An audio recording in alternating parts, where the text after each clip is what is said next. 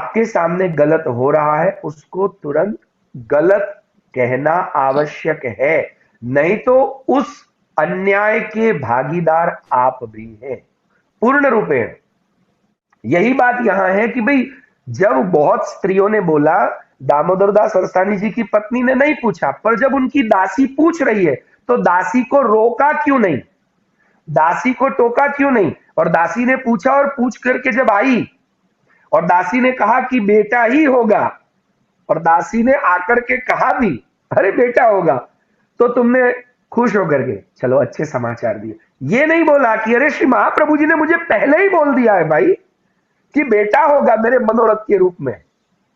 तो हमेशा हमारी प्रायोरिटी हमारे मन में होती है, तब वो हमारे जीवन में आती है। જે આ થયું એ ભગવદ ઈચ્છાથી જ થયું હશે ને, કે એમને પૂછવું એટલે ને કેવી છે કે પૂછવી છે, પ્રશ્ન એ ક્યાં પણ છે? એ પણ સાથે સાથે એ નહીં, એટલે તમે કીધું ને મારે એક વાત કેવી છે, તો કેવી હા છે કે એટલે પૂછવી છે? એ મેં કીધું આ જે થયું એમને જે મ્લેચ્છ પુત્ર થશે અને જે એને દાસીએ દ્વારા એ બધું જે એ થયું એ ભગવદ ઈચ્છાથી જ થયું હોય ને.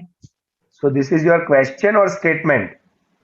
હા હા એને એક ક્વેશ્ચન પૂછો આપને, બીજો ઓકે, પેલા તો તો અન્ય હું થયે જવાબ એટલે આપું બીજો. એમ, સ્ટેટમેન્ટ હોય તો હું સ્વીકારું કે ન સ્વીકારું, પણ ક્વેશ્ચન હોય તો જવાબ આપું।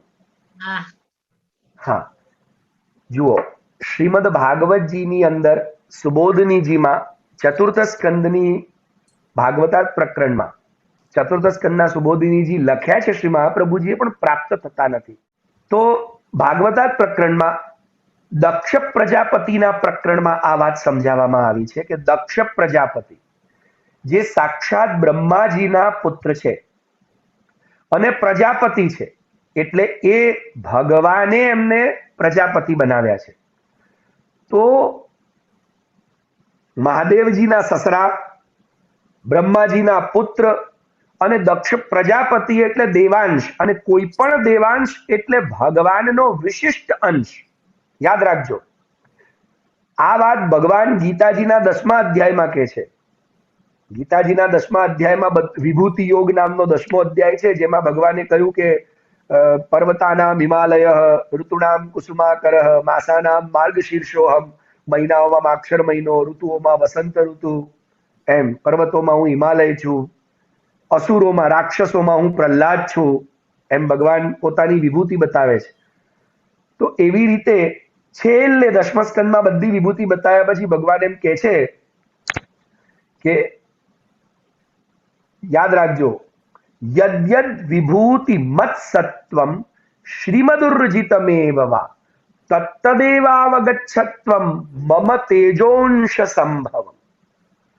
હે અર્જુન, યદ યદ વિભૂતિ, આ દુનિયાની અંદર તમને કંઈક વિશિષ્ટપણું દેખાય, નોર્મલ હ્યુમન બીંગ કરતા કંઈક વિશેષપણું માણસમાં દેખાય, યદ યદ વિભૂતિ મત્સત્વમ, તમને સામાન્ય પ્રતિભા કરતા વિશેષ પ્રતિભા દેખાય છે, તમારા જેવો જ વ્યક્તિ કે તમારા જેવું, અથવા જેમ વૃક્ષમાં ઘણી વખત નથી કે અરે ફળની અંદર ગણેશજી આયા, ઝાડની અંદર આવું આવ્યું, નારિયેળ, તો આ વિશિષ્ટપણું કંઈક દેખાણું એમ।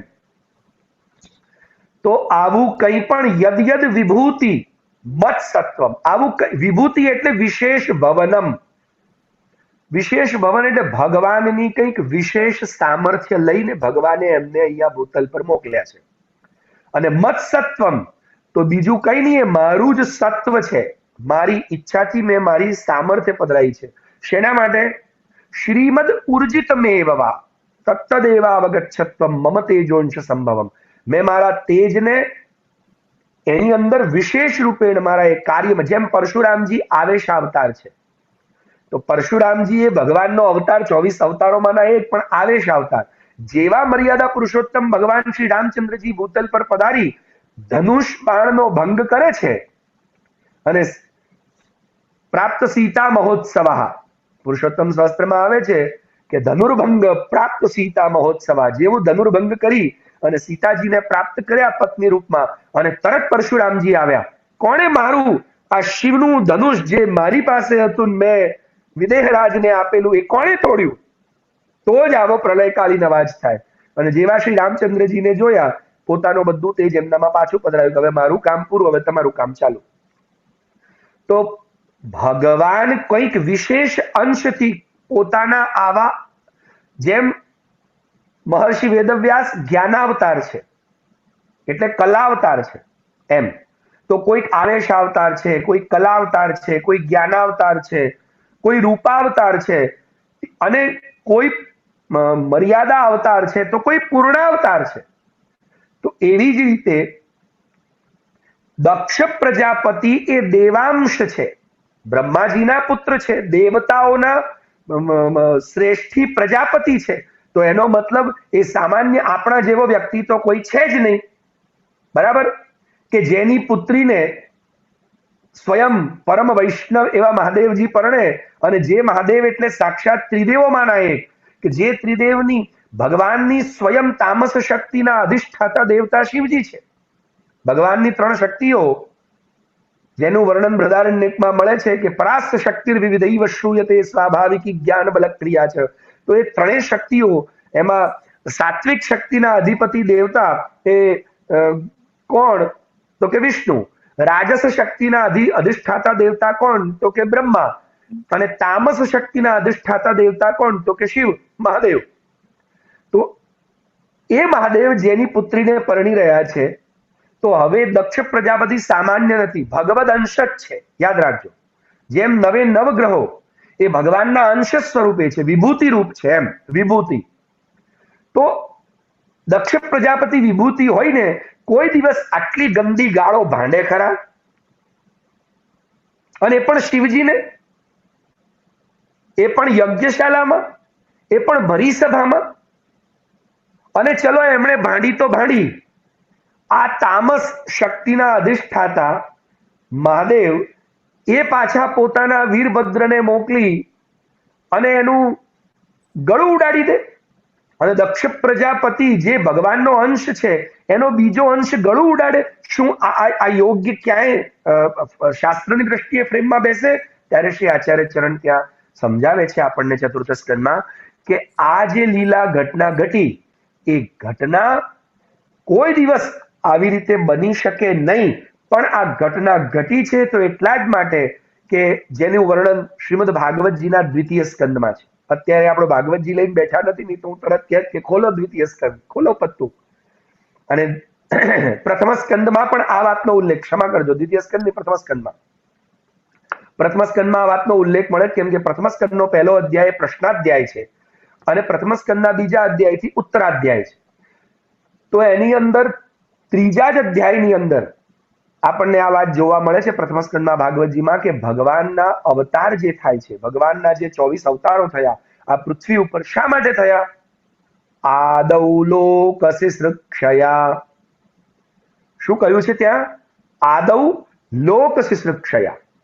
આ જગતની અંદર કેવી રીતે જીવવું, એક જીવાત્માનું સ્વરૂપ કેવું હોવું જોઈએ, કઈ ભૂલ કરવાથી શું ફળ પ્રાપ્ત થાય, એ અનુભવ કરાવવા માટે, શિક્ષણ આપવા માટે, વેદનું શિક્ષણ આપવા માટે ભગવાનના અવતારો થયા.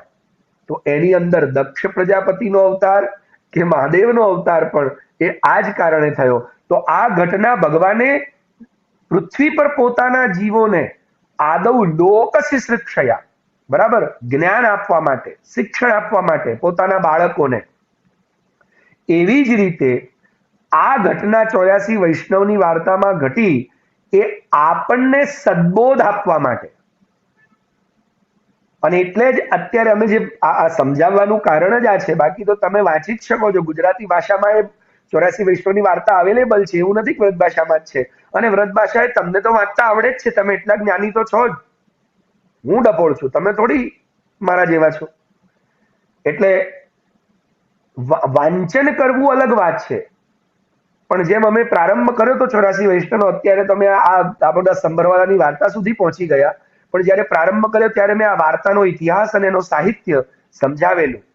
તો એના માટે આપણે આ સમજવું આવશ્યક છે કે આ ઘટના ઘટવાથી આપણને 4 સદબોધ પ્રાપ્ત થાય. અને એટલા માટે હું દર વખત કહું છું, અને જે લોકો પહેલેથી આ વાર્તાના ક્લાસમાં જોડાયા છે એમને ખ્યાલ હશે, તો એમને જ પૂછું કે ષોડશ ગ્રંથો એ આપણા કયા ગ્રંથો અને 84 વૈષ્ણવની વાર્તાઓ એટલે કે અને 252 વૈષ્ણવની વાર્તાઓ એ આપણા કયા ગ્રંથો? કોઈ કહેશે? આ બંને ગ્રંથો છે, પણ આ બંને ગ્રંથો ખરેખર આપણા માટે કયા અર્થમાં છે? કોણ સમજાવશે?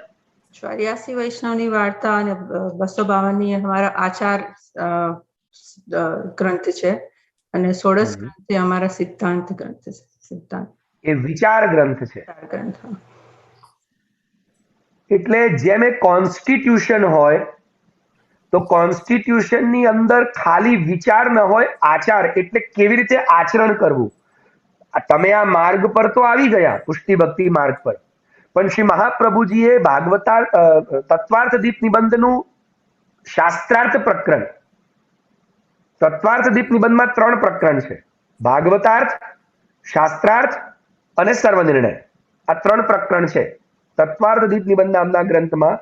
3 પ્રકરણોમાં સૌથી પહેલું પ્રકરણ છે ભાગવતાર્થ પ્રકરણ, બીજા નંબરનું પ્રકરણ છે શાસ્ત્રાર્થ પ્રકરણ અને ત્રીજા નંબરનું પ્રકરણ છે સર્વનિર્ણય પ્રકરણ. તો શાસ્ત્રાર્થ પ્રકરણના બીજા શ્લોકમાં શ્રી મહાપ્રભુ વલ્લભાચાર્ય ચરણ આપણને જણાવે છે કે પુષ્ટિ ભક્તિ માર્ગ ઉપર આવ્યા પછી તમે એવું માનતા હો કે અમે બ્રહ્મ સંબંધ લઈ લીધો એટલે હવે તો દહીંનો ઘોડો રમતો જમતો ખાતો પીતો છૂટતો, હવે સીધા વગર વિઝા વગર ટિકિટે વૈકુંઠ ને ગોલોકમાં જ પહોંચવાના, તો આપ ભૂલ કરો છો. અને એનું પ્રમાણ હું આપને વારે વારે આપતો રહીશ. આપણે વાર્તા સાહિત્ય ભણીએ છીએ એટલે તમને એનું પ્રમાણે આપતો રહીશ. જેમ મેં વેશ્યાની વાત કરેલી ગઈ વખતે આપણે વાર્તા સાહિત્યના ક્લાસમાં, કે જેમ પેલી વેશ્યા માટે શ્રી ગુસાઈજી પ્રભુચરણે સ્પેશિયલી નિયમ રાખ્યો કે તું મેન્સીસમાં સેવા કરજે, નિયમ બધા માટે નથી. તો એ વખતે श्री गुसाई जी ने फरियाद करवा कौन गયું હતું? गांव के वो लोग थे जिन लोगों ने ब्रह्म संबंध लिया हुआ था, जिन लोगों ने गले में कंठी पहनी हुई थी, मतलब वो कंठीधारी ही थे पर पुष्टि भक्ति मार्गीय नहीं थे.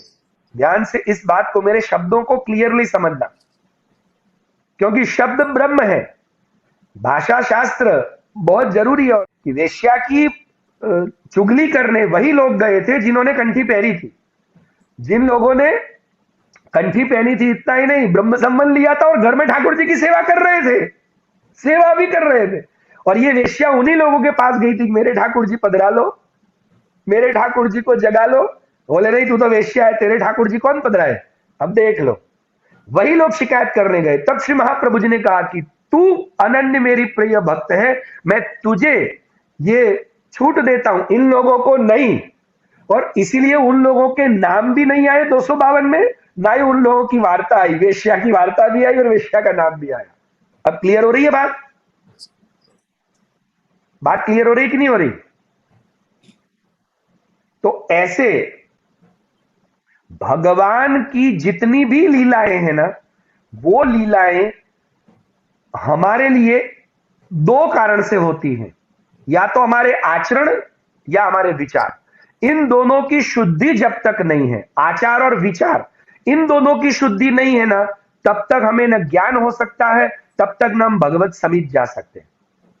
और इसलिए बार बार पुष्टि मार्ग में कहा गया, आचार विचार નું ધ્યાન રાખો, आचार विचार નું ધ્યાન રાખો. पर लोगों ने न आचार का ध्यान रखा न विचार का, और लोग यही समझे आचार विचार એટલે ખાલી હેઠું જૂઠું સખડી નખડી ધ્યાન રાખવાનું, બાકી બધું ગયું ખાડે. अरे आचार विचार मतलब आचरण. तुम्हारा आचरण है पुष्टि मार्गीय वैष्णव जैसा? क्या तुम श्री कृष्ण को प्राप्त करने लायक आचरण कर रहे हो? क्या तुम एक भक्ति मार्गीय आचरण करने के योग्य हो? तुम्हारा आचरण ऐसा है? और क्या तुम्हारे विचार ऐसे हैं? आचार विचार का मतलब सिर्फ 4 बार नानान, 5 बार धोनान, 10 बार सकड़ी कराना, दूधगर का गैस अलग रखना, अनसकड़ी का गैस अलग रखना, ये आचार विचार नहीं है मात्र. ये आचार विचार का एक पार्ट है. पर लोग सिर्फ इतना ही समझे, सकड़ी का गैस अलग रखो, दूधगर का गैस अलग रखो. मुख्य आचार विचार क्या है? तो ये हमें वार्ताएं सिखाती है. तो मुझे विश्वास है कि इस बात से कि ये जो चरित्र हमारे सामने श्री दामोदर दास जी संबरवाला का आया, उससे एक बात तय हो गई कि ये जो हमारी 84,252 वैष्णव की वार्ता, और सिर्फ 84,252 ही नहीं, श्री गोकुलनाथ जी के 75 सेवक, श्री गोकुलनाथ जी के भी 75 सेवक, श्री हरिराय जी के सेवक, ऐसे अनेक सेवकों की वार्ताएं हैं। कुछ निज वार्ताएं हैं, कुछ घरू वार्ताएं। हमारे पास तो हमें पता ही नहीं और हमने उन वार्ताओं को पढ़ा ही नहीं। उन अज्ञात वार्ताओं को तो हम भी अज्ञात हैं उनसे। तो उन सारी वार्ताओं को हमारा आचार ग्रंथ मतलब हमें कैसे आचरण करना और कौन सा आचरण नहीं करना, इसकी पूर्ण रूपेण जानकारी। और षोडश ग्रंथ, अणुभाष्य, सुबोधनी जी, ये सारे ग्रंथ कैसे हैं? हमारे विचार ग्रंथ है। हमारे विचारों को परिमार्जित, शुद्ध करने वाला। विचारों में जो दुष्टता आती है ना, वो ग्रंथ पढ़ने से शुद्ध होती है। जैसे विचारों में दुष्टता आती है, अरे छोड़ने, अब एक दिवस खावा शू थाय, तुरंत तुमको षोडश ग्रंथ याद आना चाहिए। असमर्पित वस्तु नाम तस्माद् वर्जनमाचरे। अब षोडश ग्रंथ ने खोपड़ी में डंडा मारा, असमर्पित वस्तु न खवाए, तुरंत तुम्हारा खाना अटक गया। ये विचार पर अटैक करने वाले ग्रंथ है। कृष्ण सेवा, अब तुम्हारे घर में मदन मोहन जी विराज रहे हैं, गिरिराज जी विराज रहे हैं, श्री महाप्रभु जी का स्वरूप विराज रहा है, पर तुम सेवा किसकी कर रहे हो? कृष्ण सेवा सदा कार्या, और सदा करनी है। ये ग्रंथों को पढ़ना आवश्यक है। 84,252 वैष्णव की वार्ता, कि जो हमारा आचरण शुद्ध करता है। और हमारे विचार, षोडश ग्रंथ इत्यादि जितने ग्रंथ हैं, मैं अभी हर एक के नाम नहीं दूं, पर वो सारे ग्रंथ, जैसे हमने वल्लभाष्टक देखा, तो वल्लभाष्टक हमारा विचार ग्रंथ है, आचार ग्रंथ नहीं है। वो हमारे विचारों में श्री महाप्रभु जी के प्रति आई हुई थोड़ी दुर्भावना को दूर करेगा और श्री महाप्रभु जी के सही स्वरूप को प्रकट करेगा, जिससे हमारी भावना, विचारों में रही हुई भावना शुद्ध हो जाएगी। क्लियर हुई बात? तो इसीलिए रेणुबेन, मुझे विश्वास है कि आपको जवाब मिल गया होगा कि ये लीला भी, इसीलिए ये लीला 84 वैष्णव में हुई कि तुम ऐसी गलती मत करना, और ये समझाने के लिए। अब क्या समझना है वो भी मैं समझा देता हूं आपको, कि 252 वैष्णव, अरे 84 वैष्णव की कक्षा, दामोदर दास संभरवाला मतलब राजा अम्बरीश की कक्षा में बैठने वाला है। अम्बरीश की कक्षा मतलब अम्बरीश राजा तो भले ही मर्यादा भक्त थे, पर श्री महाप्रभु जी ये कहना चाहते हैं कि दामोदर दास संभरवाला जो नित्य लीला की अंतरंग सखी है श्री ललिता जी की, श्री ललिता जी यानी दामोदर सरसानी जी, श्री ललिता जी श्री स्वामी जी की अनन्य सखी है। अर्थात दामोदर दास संभरवाला नित्य लीला में श्री स्वामी जी की अंतरंग सखी और सेवा करने वाली होने के बावजूद साक्षात द्वारकाधीश जिससे बातें करते हैं, उसका बेटा भी म्लेच्छ हो सकता है। मतलब उससे भी अगर एक छोटी सी गलती हो जाए तो इतना बड़ा परिणाम हो सकता है। तुम तो उस कक्षा में अभी हो नहीं कि तुम्हारे साथ ठाकुर जी बात करते हो, तो तुम बड़ा संभल के रहना, नहीं तो ये घटना तुम्हारे साथ भी हो सकती है। तो ये आपके लिए एक लाल बत्ती, मतलब not I am talking only one person और पर्टिकुलर किसी एक व्यक्ति को मैं नहीं कह रहा हूं, ये वैष्णवता के लिए लाल बत्ती है। समझ में आई बात? और इसीलिए जैसे भगवान ने जितने अवतार लिए वो आदौ लोक शुश्रूषया, वैसे ये 84 वैष्णव जो नित्य लीला से बिछुड़ के आए वो हमारे लिए आए हैं, हमको सिखाने। और इसीलिए श्री महाप्रभु जी ने कहा कि मैंने तो पुष्टि मार्ग का स्थापन किसमें किया है? दमला जी की वार्ता में हम पढ़ गए थे, मैंने पुष्टि मार्ग का स्थापन दमला में किया है, और दमला यानी वैष्णव में किया है, और यह मार्ग दूती को है। पर इसके भी बहुत गलत अर्थ होने लग गए आजकल। अब तो बहुत सारे दमला घूम रहे हैं हिंदुस्तान में, नए नए मंत्र लेकर के, नई नई कथाएं लेकर के, इसलिए अब उनसे भी थोड़ा संभल के पहले ये विषय भी समझना आवश्यक है। चलिए, मुझे लगता है प्रश्न का जवाब मिल गया होगा और सबको समझ में आ गया होगा।